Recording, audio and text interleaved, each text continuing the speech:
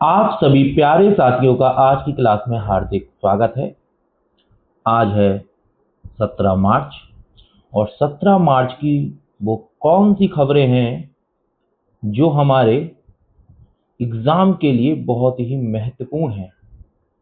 ऐसे ही मैं आपके लिए जैसे रोज 21 टॉपिक लाता हूं, आज भी लाया हूं और इन पर आधारित प्रीवियस ईयर क्वेश्चन को रीड करके इसको पिछले साल के जो प्रश्न पत्र होते हैं यूपीएससी और स्टेट पीसीएस के, उनको रीड करके कि एग्जामिनर किस हिसाब से आपसे नॉलेज चेक कराना चाह रहा है प्रीलिम्स एग्जाम में, उसको ध्यान में रख के और ऑथेंटिक सोर्स जैसे the Hindu, press information bureau, all India radio, Indian express, down to earth, इन सोर्स से वो चीजें ली जा रही हैं जो आपके एग्जाम के लिए बहुत महत्वपूर्ण है।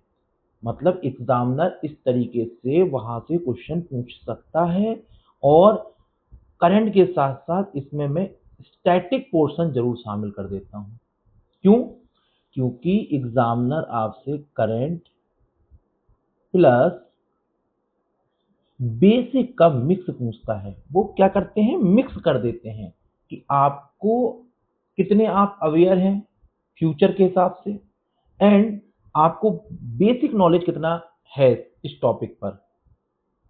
तो इस चीज को आप समझिए। मैं अपनी हर क्लास में कहता हूं कि जिस साथी को भी स्टेट पीसीएस या यूपीएससी का प्री एग्जाम क्वालिफाई करना है, आप नोट्स बनाते हो, करंट अफेयर एक एक डेढ़ डेढ़ घंटे पढ़ते हो, उनके नोट्स बना रहे हो, एग्जाम जब 300 दिन बाद पड़ता है तो आपका दिमाग खाली रहता है और आप यही सोचते हो कि इतनी पढ़ाई की थी पर वो गई कहाँ, जब तो यार क्या कर रहा था मैं।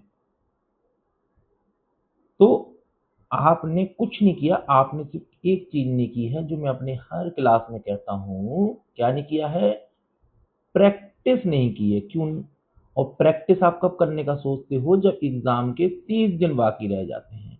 तो आप मुझे एक चीज बताओ, आप 1 साल का खाना 1 महीने में खा रहे हो ना, तो ना आपका दिमाग काम करेगा ना ही पेट साथ देगा। यही चीज एग्जाम में होती है।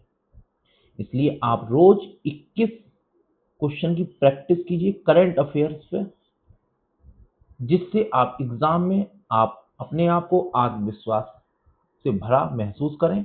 और कोई टेंशन नहीं होगी, आप 4 महीने इस क्लास को कर लीजिए, आप खुद देखिएगा प्रीवियस ईयर क्वेश्चन पेपर उठाएंगे, आपको खुद बहुत ज्यादा आत्मविश्वास आएगा। चलिए, ये तो हुई रोज की बातें जैसे करते हैं, क्योंकि स्मार्ट अप्रोच किस तरीके से अपनाना चाहिए ये समझाना मेरा कार्य है। अब क्वेश्चन नंबर 1 आपकी स्क्रीन पर है। किसी भी क्लास को शुरू करने से पहले मैं 3 चीजें बता देता हूं अपने साथियों को। जो पुराने साथी हैं वो इस बात को जानते हैं, जो नए साथी जुड़ रहे हैं वो भी जान लें। आपको पहले ये देखना है कि हमसे गलत पूछा है या सही, ये आपको यहां देखना है और यहां देखना है, तब क्वेश्चन को स्टार्ट करना है। दूसरी चीज आपको देखना है कि जो आप कथन पढ़ रहे हो उसमें 100% श्योर है क्या आप कि वो कथन गलत है कि वो कथन सही है। कथन मतलब इनको बोल रहा हूं, इनको बोल रहा हूं, ठीक है। ये कथन गलत है तो अब आप कहेंगे सर ये श्योरिटी हम कैसे लाएंगे, तो मैं कहूंगा देखो मेरे साथियों, एक दिन में कुछ नहीं होता है। अनुभव भी धीरे धीरे ठोकर खाने पर 25 साल के बाद महसूस होता है कि यार दुनिया में तो बहुत कुछ देख लिया, अब अभी भी बहुत देखोगे आगे। तो कहने का मतलब ये है कि आप 4 से 5 महीने बराबर रेगुलर इस क्लास में 2000 एमसीक्यू क्लास में वीकली करंट अफेयर की क्लास में बने रहिए। और जब 6 मंथ आपका आएगा तो आप खुद देखेंगे कि आपको श्योरिटी आना शुरू हो जाएगी, क्योंकि आप खुद सोचिए कितना ही बेसिक होगा और कितना ही करंट होगा टॉपिक्स के ऊपर बेसिक के, तो आपको हर जगह से नॉलेज हो जाएगी, लगभग लगभग 60 से 70%। और इतनी ही नॉलेज चाहिए होती है, 100% तो कोई नहीं हुआ है आज तक, ठीक है। जो कहता है कि मैं 100% हूं वो सबसे बड़ा मूर्ख है। चलिए, और तीसरा है शब्दों का खेल। शब्दों का खेल मतलब लगातार, केवल, सभी, पूर्णतः, पूरी तरह, ये 90% केस में गलत होते हैं, पर 10% केस में क्या होते हैं, सत्य होते हैं। अब जब ये सत्य होते हैं तो ये मेरी कथनों के माध्यम से मेरी क्लास में 100% कवर कर दिए जाएंगे, बस आपको याद कर लेना है। तो क्वेश्चन नंबर 1 आपकी स्क्रीन पर है कि भारत में, देखिए, जब आप पीडीएफ डिजिटल पढ़े तब भी आप अपने पास क्या करें, डिजिटल इस तरीके से ही पढ़ें, अंडरलाइन करके। अगर आप पीडीएफ को भाई जाते हैं प्रिंट आउट निकाल कर, तब भी एक पेन रखकर पढ़ें। मैं अपनी हर क्लास में कहता हूँ। क्यों पढ़ना चाहिए, देखिएगा। भारत में आदर्श आचार संहिता के संदर्भ में निम्नलिखित कथनों पर हमें विचार करना। क्वेश्चन नंबर 1 आपकी स्क्रीन पर है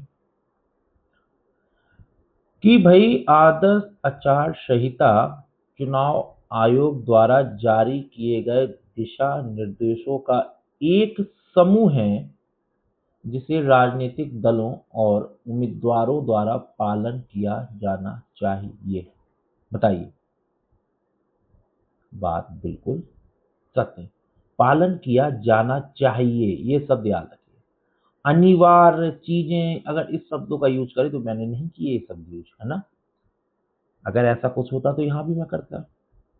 इसे भारतीय संविधान के अनुच्छेद 324 के तहत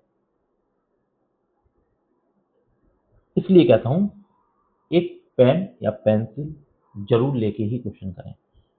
शक्ति प्राप्त है। अब जैसे मान के चलो, मुझे नहीं पता, अब मैं वैधानिक पे थोड़ा रुका, पर मैंने पॉलिटी में अनुच्छेद 324 पढ़ा था। अब मैंने अपनी मेमोरी थोड़ा कर लगाया कि मैंने नया प्रैक्टिस की है, मैंने चीजें की हैं, कहीं क्या मैंने ऐसा कुछ पढ़ा था। अगर ये इतना इंपॉर्टेंट तो ये तो फ्रंट पे होता ना, जब मैंने इतनी मेहनत की है। जब मैंने इतनी मेहनत की, जब मुझे कहीं फ्रंट पे नहीं दिखा, मतलब ये बात घुमाई जा रही है। यही तरीका होता है सही करने का। आदर्श आचार संहिता चुनावों की तारीख की घोषणा के तुरंत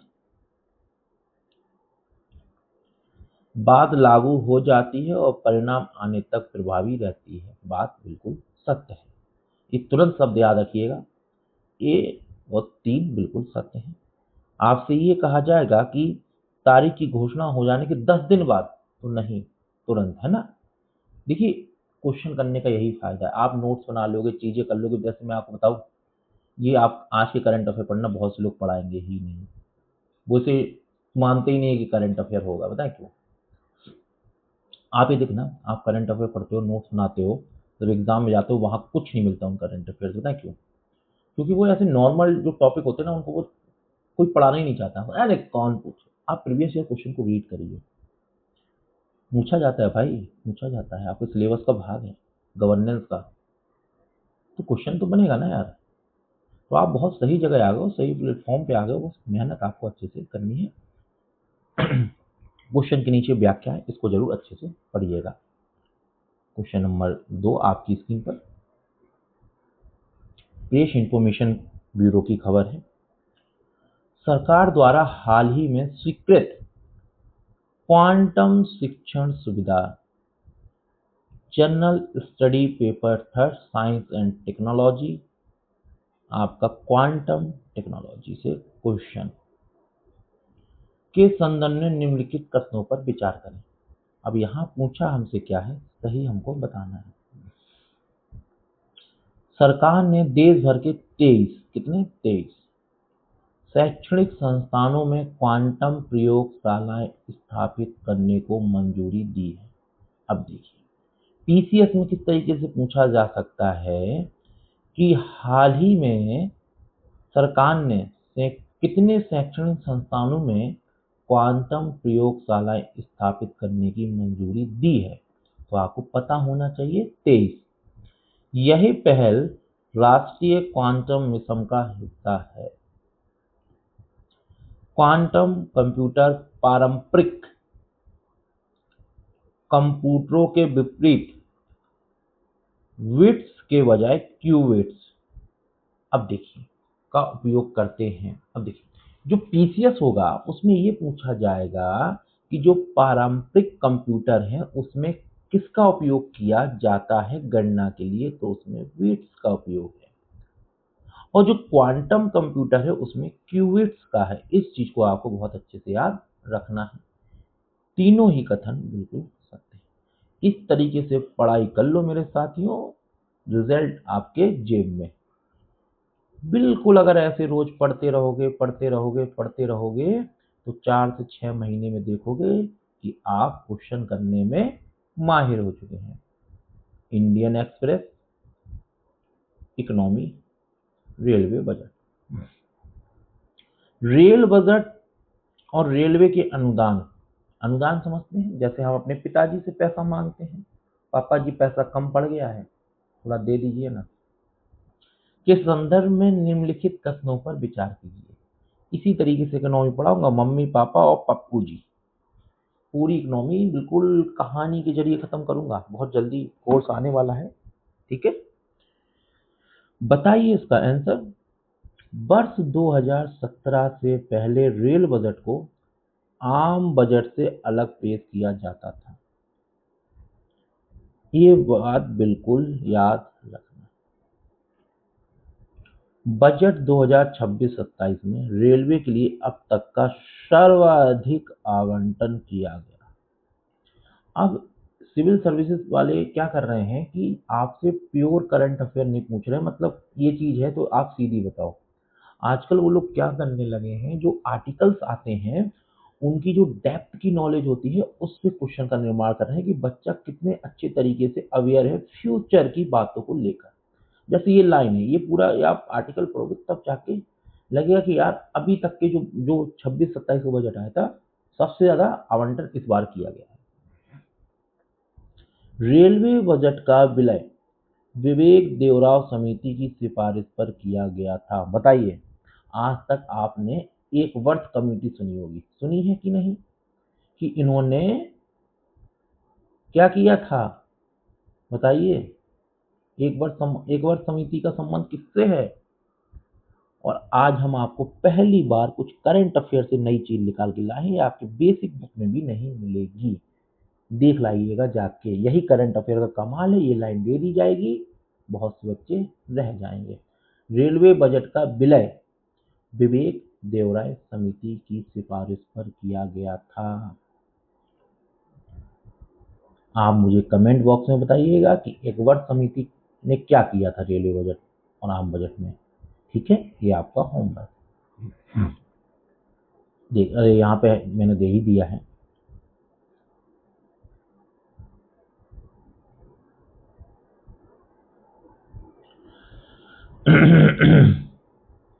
विवेक देवराय समिति की सिफारिश पर मिलाया गया।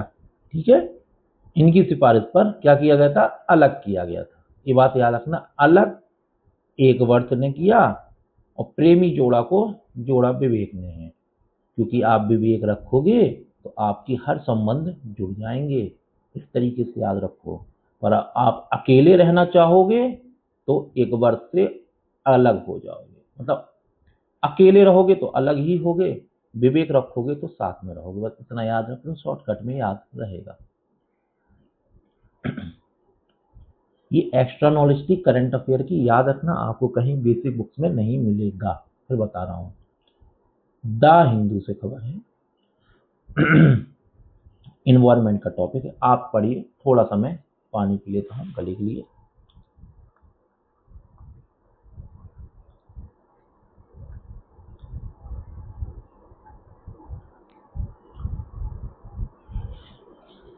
बताइए इसका आंसर। राष्ट्रीय चंबल अभ्यारण्य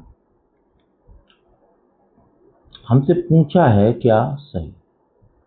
राष्ट्रीय चंबल अभ्यारण्य आज के द हिंदू में था। बताइए इसका आंसर। यह राजस्थान, मध्य प्रदेश और उत्तर प्रदेश त्रिराज्य संगम पर स्थित है। बिल्कुल याद रखिएगा, राजस्थान, मध्य प्रदेश, उत्तर प्रदेश, यहाँ गुजरात किया जा सकता है। ठीक है, तो या दिल्ली किया जा सकता है। इस चीजों को याद रखना है आपको, ये आपकी जिम्मेदारी है। यह एक गंभीर रूप से लुप्त प्राय घड़ियाल, घड़ियाल समझते हो ना कैसे कहते हैं, मगरमच्छ होता है लंबी, एकदम एकदम जैसे होता नहीं है, लंबा होता है एकदम स्केल की तरह उसका मुंह, के संरक्षण के लिए प्रसिद्ध है। देखो, इको सेंसिटिव जोन के ऊपर मैं क्वेश्चन करा चुका हूँ बेसिक का, तो ये भी आपको क्लियर होगा, के रूप में अधिसूचित किया गया है।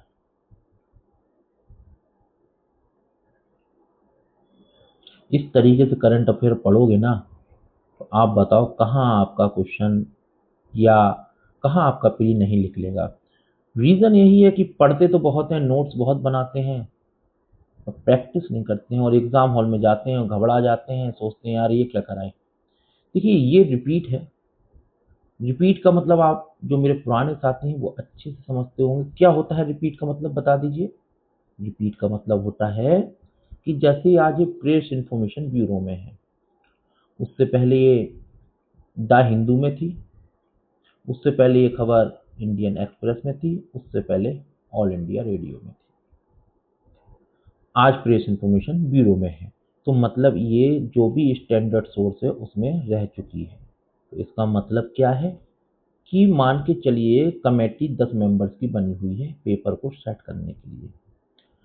अब कोई मेंबर द हिंदू पढ़ता है, कोई मेंबर प्रेस इंफॉर्मेशन ब्यूरो पढ़ता है, कोई मेंबर ऑल इंडिया रेडियो पढ़ता है, पर कोई एक खबर है जो सारे सोर्स में आ रही है किसी ना किसी अलग अलग दिन पर। तो इसका मतलब यह होता है कि वो हमारे आने वाले एग्जाम के लिए बहुत महत्वपूर्ण हो जाती है। और इस तरीके से आप उस क्लास का नाम और वो क्वेश्चन लिख लीजिए, और एग्जाम के एक महीने पहले ऐसे आपके 600 से 700 क्वेश्चन हो जाएंगे, और आपको एग्जाम के 10 से 15 दिन पहले इन्हीं 600 क्वेश्चन को बार बार करना है। क्यों? इन्हीं से क्वेश्चन ज्यादातर बनेंगे आपके एग्जाम में। ये बात याद रखना, अंदर की बात है, बताना किसी को नहीं, फ्री का बस ज्ञान आपको बता रहा हूँ जो साथी इधर जुड़े हुए हैं। ईरान और इसराइल का तो बहुत ही युद्ध चल रहा है, इसलिए बहुत ही ज्यादा करंट में है। गैस की किल्लत तो हो ही चुकी है, तेल की भी होने जा रही है। चलिए बताइए, यह फारस की खाड़ी को ओमान की खाड़ी से जोड़ता है, बिल्कुल याद रखिएगा ऐसे। यह ईरान और ओमान के बीच में है, पीसीएस में डायरेक्ट पूछा जा सकता है किन के बीच में है। विश्व के कुल कच्चे तेल की आपूर्ति का देखो एक तिहाई, इस बार मैंने क्या किया है इस टाइम में दिया है। जब उस बार पूछा था तो मैंने परसेंटेज के रूप में दिया, तो परसेंटेज के रूप में मैंने दिया था कि 20% विश्व का। तो देखिए, इसको 80% भी कर सकता है, इसको आपका 1/4 कर सकता है। तो ये थोड़े से फैक्ट याद रखने वाली बात है, इन फैक्ट को जरूर याद रखिएगा।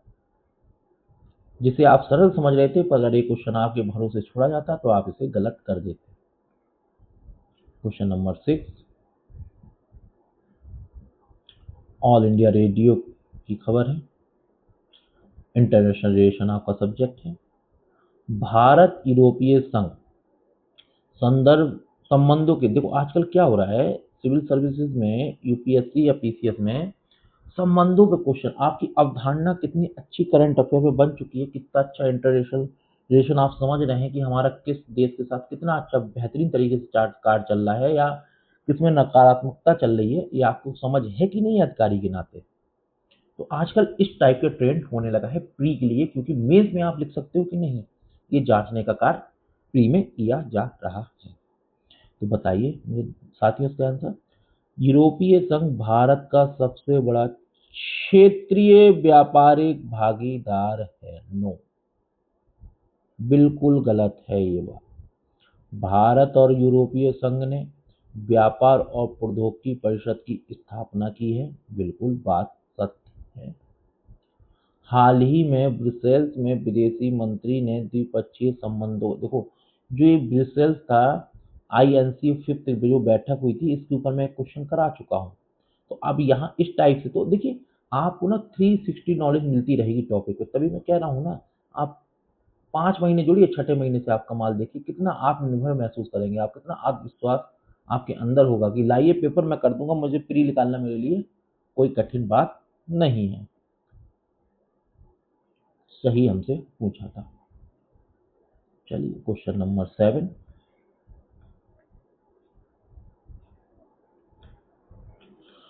इंडियन एक्सप्रेस से है, साइंस की न्यूज है। आपको देखिए सर सब्जेक्ट मिलेंगे।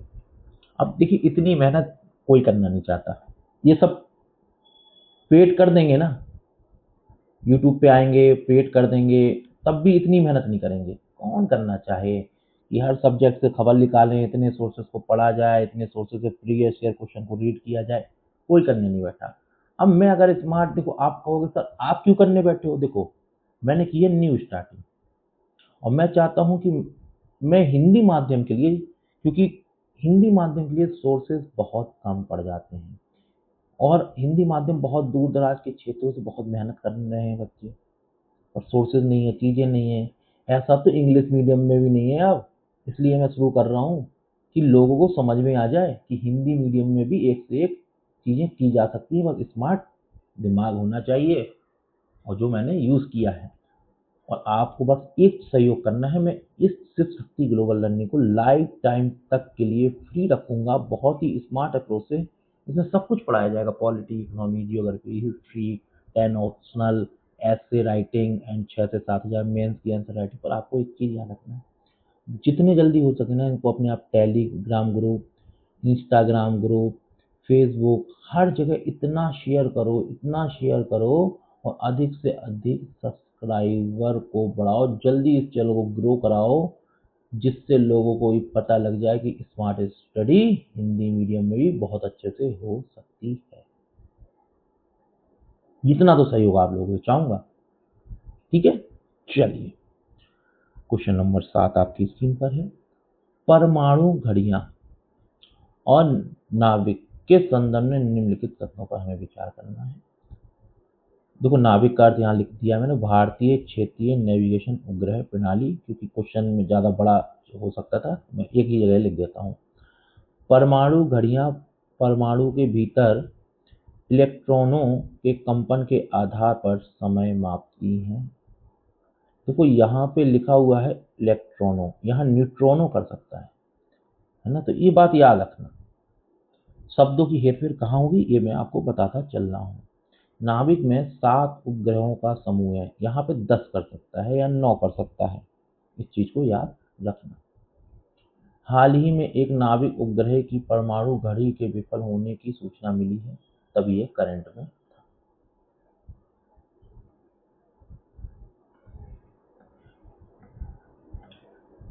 अब देखिए क्वेश्चन नंबर 8 है, देखिए सारे सब्जेक्ट हैं, history and art and culture, the Hindu. तो यहाँ पर आपको सारे सोर्सेज, सारे सब्जेक्ट, सब कुछ मिलेगा। ये नहीं है कि कुछ इकोनॉमी, पॉलिटी, ज्योग्राफी पे ही मेरा फोकस है या साइंस पे ही मेरा फोकस है, नो, सब कुछ शामिल है ना। गजपति राजवंश, बताइए करंट अफेयर में था गजपति राजवंश के संबंध में। ऐसे ही हिस्ट्री में क्वेश्चन बनाया था, इसको आपको बेसिक का नाम दे देंगे, बाद में सब लोग कि अरे बेसिक से पूछा गया, लीजिए करंट में तो है, आपने ध्यान नहीं दिया, ये तो आपकी गलती है ना। गजपति साम्राज्य ने वर्तमान उड़ीसा और आंध्र प्रदेश के क्षेत्रों में शासन किया, बिल्कुल बात करते हैं। यहाँ पर तमिलनाडु और आपका वो किया जा सकता है केरल, है ना, इस चीज को याद रखना। कोणार्क का सूर्य मंदिर गजपति राजाओं द्वारा बनाया गया। कपिलेंद्र देव इस राजवंश के ये देखो पीसीएस वाले ऐसा याद रखें कि गजपति राजवंश के संस्थापक कौन थे, तो कपिलेंद्र देव, कपिल देव, चलिए कपिल देव बोल देता हूँ, याद रख लेना, ठीक है। कपिल देव थे गजपति राजवंश के, कपिलेंद्र देव है तो कपिल देव कर लेना आप। याद करना है यार, हमें तो कैसे भी करना है, एग्जाम क्रॉस करना है, ठीक है। चलिए अब आ गई है आपकी स्कीम, सुजल गांव आईडी और जल जीवन मिशन, कथन सही पूछा है, बताइए इसका आंसर। सुजल गांव आईडी ग्रामीण पाइप जल आपूर्ति संपत्तियों के डिजिटल मानचित्रण के लिए एक विशिष्ट पहचान करता है। जल जीवन मिशन का लक्ष्य 2024 तक प्रत्येक ग्रामीण परिवार को हर घर जल प्रदान करना था, जिसकी समय सीमा अब विस्तारित की जा रही है। इस योजना में केंद्र और राज्यों का वित्त पोषण अनुपात समान राज्य। अब बस आपको थर्ड जो लाइन थी कथन की, यहीं से आपसे खेला जाएगा। इस चीज को बस याद रखना अच्छे से, ठीक है। इन दोनों बातों को अच्छे से याद रखना। क्वेश्चन नंबर 10, हाल ही में चर्चा में रही report realising the export potential of Indian sports, बताइए कौन सा कथन सही है। यह रिपोर्ट नीति आयोग द्वारा खेल मंत्रालय के सहयोग से, ऐसा तो भाई साहब कुछ भी नहीं है। इसका उद्देश्य भारत को खेल उपकरणों के वैश्विक निर्यात केंद्र के रूप में स्थापित करना है। वर्तमान में वैश्विक खेल सामान बाजार में भारत की हिस्सेदारी 5% से अधिक है। बी ऑप्शन इसका बिल्कुल सत्य है, केवल दूसरा कथन इसका सही है। आप ये देखो, ये 19 मार्च तक आपको लगातार मिलता है, चर्चा का विषय ऐसा बना रहेगा इसका, ठीक है।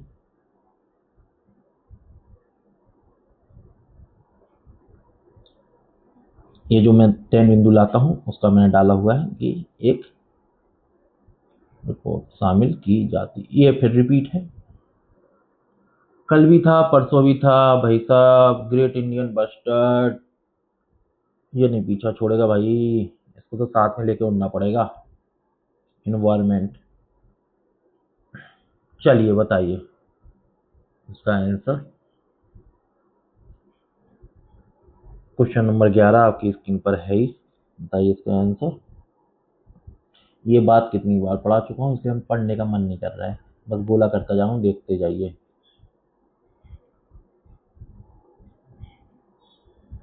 ठीक है, ये बहुत बार पढ़ चुका हूँ, पढ़ते पढ़ते मैं थक गया हूँ,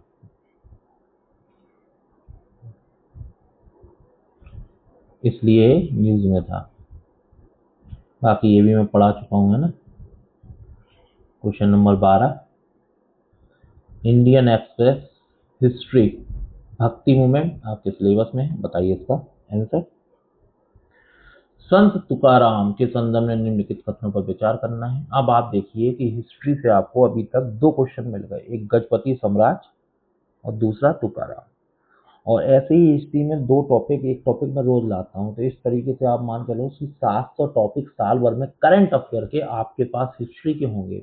और हिस्ट्री से क्वेश्चन पूछे जाने हैं यूपीएससी में 15, स्टेट पीसीएस में पूछ लिए जाते हैं भाई साहब, मैं मानता हूँ 25 पर आप बेटे रखते हैं हिस्ट्री का।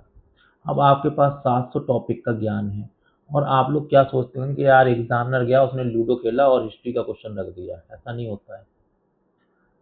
एग्जामिनर भी कोई ना कोई सोर्स बराबर देख रहे हैं, उनकी भी ड्यूटी है इस चीज को देखना। अब 700 टॉपिक मिल गए हैं आपको हिस्ट्री के करंट अफेयर से। अब इन 700 टॉपिक से यार 25 और 15 क्वेश्चन आराम से किए जा सकते हैं। बस ये जो स्मार्ट अप्रोच बच्चा समझ गया वही तो प्री क्रॉस कर गया। बाकी हिस्ट्री की जितनी मोटी बुक है ना, पढ़ो 2000 बुक, सारी हिस्ट्रियाँ मिला के पढ़ते रहो पढ़ते रहो पढ़ते रहो, 15 में बेटे 7 भी नहीं कर पाओगे सही से। ठीक है, चलो बताओ इसका आंसर। क्वेश्चन नंबर 12 आपकी स्क्रीन पर। वे महाराष्ट्र के वरकरी संप्रदाय के एक प्रमुख संत और कवि थे, ये बिल्कुल याद रखना, वरकरी संप्रदाय से संबंध। अब देखो पीसीएस में कैसे पूछा जा सकता है कि संत तुकाराम किस एक संप्रदाय से संबंधित हैं, तो वरकरी, इस बात को याद रखना। उन्हें अभंग नामक भक्ति कविताओं की रचना की। अब देखो इस टाइप से क्वेश्चन यूपीएससी पूछ सकता है कि अभंग नामक भक्ति कविताओं की रचना किस एक संत के द्वारा की गई है, तो संत तुकाराम। वे मुगल सम्राट अकबर के समकालीन थे, ये बात गलत है। वो दोनों चीजें याद रखना अच्छे से, अगर पूछे भी यूपीएससी तो ये। ठीक है, question number 13, press information bureau, subject अपना ज्योग्राफी, पोर्ट डेवलपमेंट आपके सिलेबस में है। वाधवन बंदरगाह जो हाल ही में खबरों में था, इस पे विचार करना है, सही बताना है। बताइए इसका आंसर। यह महाराष्ट्र के पालघर जिले में स्थित ऑल वेदर बंदरगाह है। बात सत्य है। इसे लैंड लॉर्ड मॉडल पर विकसित किया गया है। यह भारत का पहला पूरी तरह से निजी स्वामित्व, पहला तो नहीं है, डी ऑप्शन इसका बिल्कुल सत्य है। आप पढ़ सकते हैं, ठीक है, व्याख्या पढ़िएगा। क्वेश्चन नंबर 14 आपकी स्क्रीन पर। दुर्लभ मृदा तत्व, ये तो मैं 1 महीने पहले ही पढ़ाया था, आज भी करंट अफेयर में है। ऑल इंडिया रेडियो साइंस में रेयर अर्थ एलिमेंट आपके सिलेबस में शामिल है। बताइए इसका आंसर। देखिए इसमें सिलेबस और प्रीवियस ईयर क्वेश्चन का बड़ा याद रखा जाता है इस करंट अफेयर की क्लास में। बताइए इसका answer. Rare earth metal 17 element 17 तत्व शामिल है, जिनमें लेथेनाइट के साथ स्केडियम और एट्रियम भी है। बिल्कुल बात सत्य है। भारत के पास दुनिया का नहीं, इनका उपयोग इलेक्ट्रॉनिक वाहनों और मोटर, हाँ ये बात सत्य है। सी इसका आंसर बिल्कुल सत्य है। ये पता रखना किसके पास सबसे, देखिए चीन के पास, ठीक है।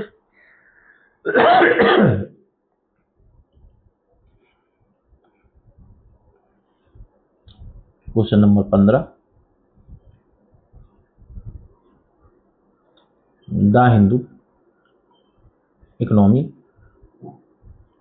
फॉरेन डायरेक्ट इन्वेस्ट, ठीक है, बताओ फॉरेन डायरेक्ट इन्वेस्ट एफडीआई के विषय में, ऑटोमेटिक रूट के विषय में का क्या अर्थ है।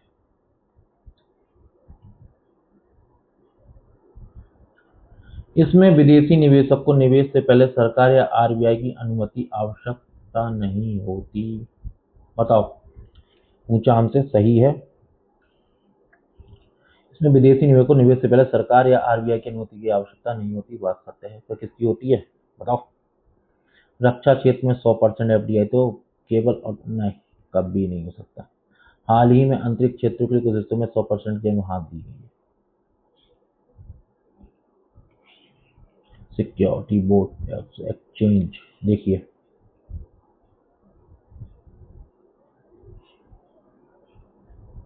ठीक है।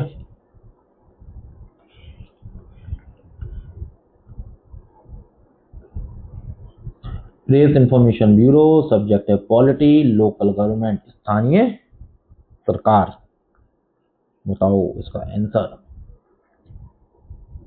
आपका सिलेबस का टॉपिक है ये। देखो सिलेबस का टॉपिक लिख देता हूँ, सोर्स लिख देता हूँ और प्रीवियस ईयर क्वेश्चन के आधार पर क्वेश्चन बनाता हूँ। अब क्या चाहिए यार, इससे ज्यादा क्या ही लोगे। इतना तो पेड कोर्स वाले भी नहीं देंगे आपको, क्या लोगे इससे ज्यादा बताओ। पेशा अधिनियम 1996 के विषय में। यह अधिनियम संविधान के भाग बताओ कितना लिखा है, 9 के प्रावधानों के अनुसूचित क्षेत्रों तक विस्तारित किया गया है। हाँ किया गया है। यह ग्राम सभाओं को लघु वन उपज के स्वामित्व का अधिकार देता है। वर्तमान में भारत के सभी, ये तो पहले ही गलत हो गया, सभी राज्य क्यों, तो सब ये लीजिए है ना, पढ़ लीजिएगा, मुख्य क्वेश्चन है। चलो भाई, ये भी कई बार करा चुका हूँ। इंडियन एक्सप्रेस से मैं ये न्यूज़ थी, ये ज्योग्राफी से है। आर्कटिक रीजन आपको सिलेबस, नॉर्डिक देश के समूह में कौन देश शामिल है। बताओ कौन से देश शामिल हैं भाई। स्वीडन, नॉर्वे, फिनलैंड, हाँ शामिल हैं। डेनमार्क और आइसलैंड, हाँ शामिल हैं एनबीए में। ये बाल्टिक देश हैं, नॉर्डिक नहीं है, ये बाल्टिक है, ठीक है। तो एक और दो। अब देखो मैं आपको एक चीज और बताना चाहता हूँ, याद रखना, पूछा जा सकता है कथन में अगर बनाएगा। बाल्टिक देश में एक देश और याद रखना, इस्टोनिया, लताविया तो दे दिया है, लिथोनिया, कौन सा लिथो, लिख देता हूँ।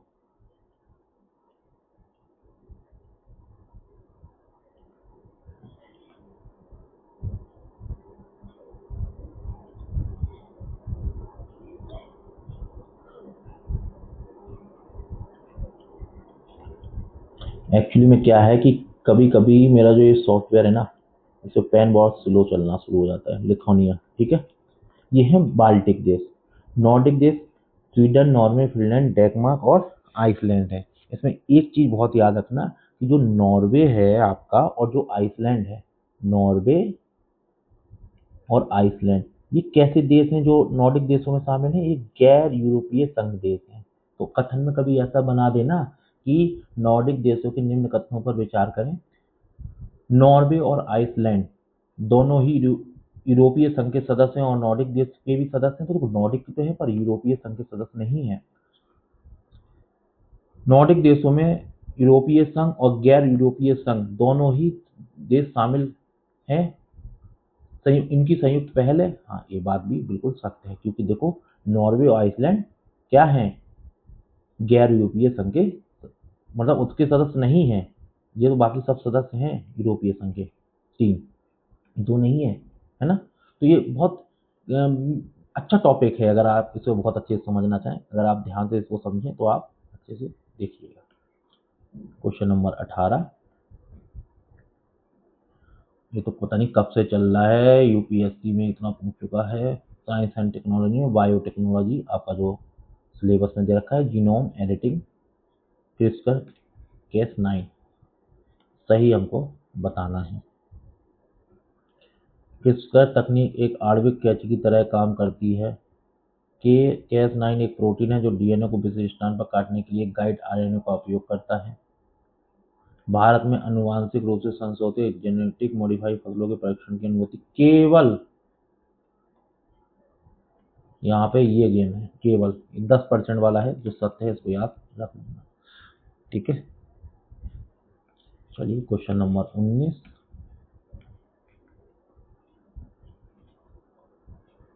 Indian express economy banking digital रुपया रिपीट है, बताइए। इसे भारतीय रिजर्व बैंक द्वारा जारी एक कानूनी निविदा लीगल टेंडर है, बात सत्य है। इसे वाणिज्यिक बैंकों के माध्यम से टोकन के रूप में जारी किया जाता है, ये बात भी सत्य है। डिजिटल रुपयों पर उपयोगकर्ता को बैंकों की तरह ब्याज नहीं मिलता, कितनी बार बता चुका हूँ, बार बार बता चुका हूँ। यूपीएससी में पूछा जाएगा तो गलत मत कर देना। चलिए क्वेश्चन नंबर 20, ये योजना भी रिपीट है और कई बार आ रही है, इसको तो आप लोग आंख बंद करके सही कर सकते हो, जितना विश्वास है। पढ़ता भी नहीं हूँ, मार्क करता हूँ, याद आता रहेगा।